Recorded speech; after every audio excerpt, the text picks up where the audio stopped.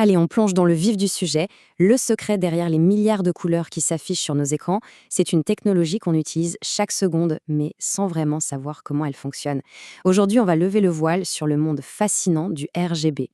La question est toute simple. Comment l'écran, juste là, devant nous, fait-il pour générer une palette de couleurs aussi riche, aussi immense?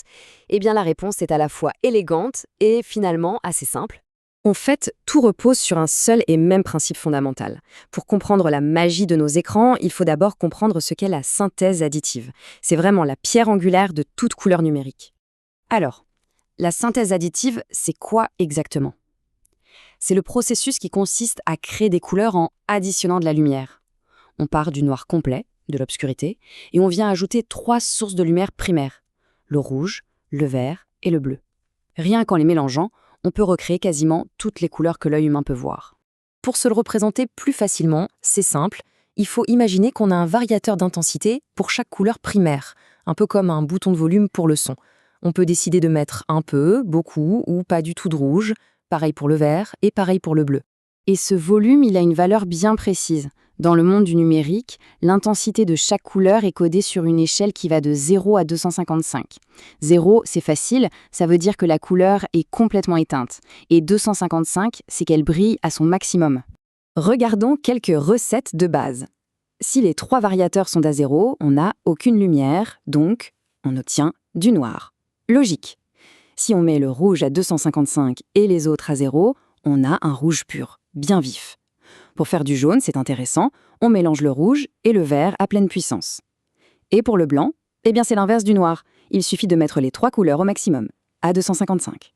Bon, maintenant qu'on a vu la théorie, passons à la pratique. Comment est-ce que ça se traduit concrètement dans les objets qu'on utilise absolument tous les jours?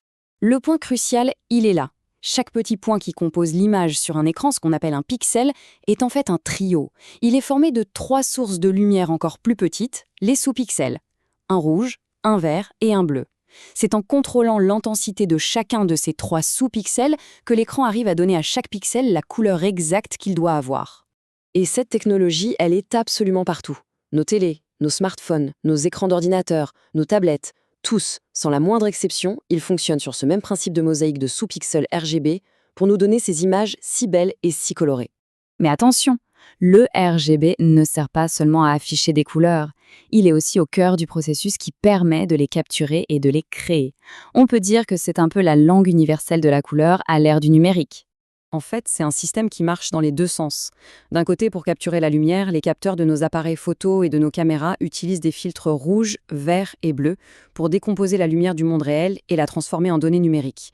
Et de l'autre côté, pour créer avec la lumière, tous les graphistes et les web designers se basent sur ce standard RGB pour concevoir les images, les sites, bref, tout le contenu visuel qu'on voit à l'écran. Et l'influence du RGB, elle ne s'arrête pas à nos écrans. Assez récemment, ce principe a carrément quitté nos appareils pour venir s'installer directement dans nos maisons. Ces fameuses ampoules LED connectées, qu'on appelle aussi intelligentes, qu'est-ce que c'est? Eh bien, ce n'est rien d'autre que l'application du même principe RGB à l'éclairage de nos intérieurs. Elles contiennent des LED rouges, vertes et bleues, et en jouant sur leur intensité, elles peuvent produire des millions de couleurs pour créer des ambiances sur mesure dans nos pièces. Cette phrase résume tout à la perfection. Le codage RGB, ce n'est pas juste un détail technique. C'est le langage de base de la couleur dans tout notre monde numérique. Une sorte de couche invisible, mais absolument essentielle de notre vie de tous les jours. Alors, on finit avec une question pour ouvrir la discussion. Maintenant que la lumière elle-même est devenue programmable, qu'on peut la coder et la manipuler aussi facilement que de l'information, quelle pourrait être la prochaine étape? Quelles sont les nouvelles applications qui vont bien pouvoir émerger de tout ça? C'est une question fascinante.